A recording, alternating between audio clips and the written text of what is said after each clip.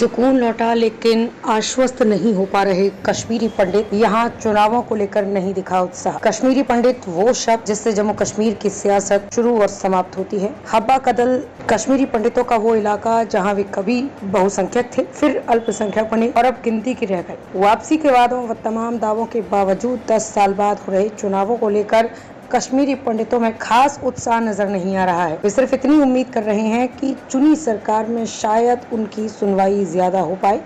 वे कुछ दिनों की शांति के बाद होती आई अनहोनी के भय को मन से निकाल नहीं पाए हैं।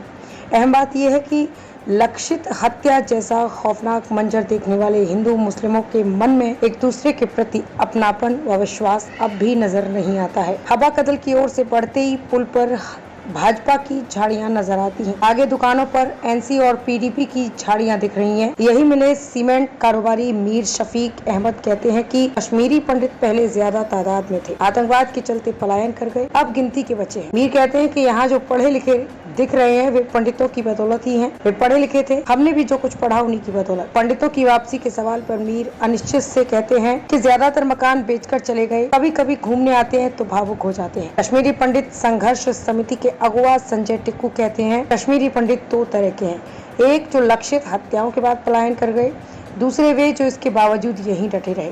पिछले 35 सालों में अलगाववाद व आतंकवाद का सबसे विभत्स दृश्य देखने वाले और झेलने वाले हम लोग ही हैं। बात करते करते भावुक हो जाते हैं। कहते हैं सभी इनके आंसुओं पर सियासत करते हैं।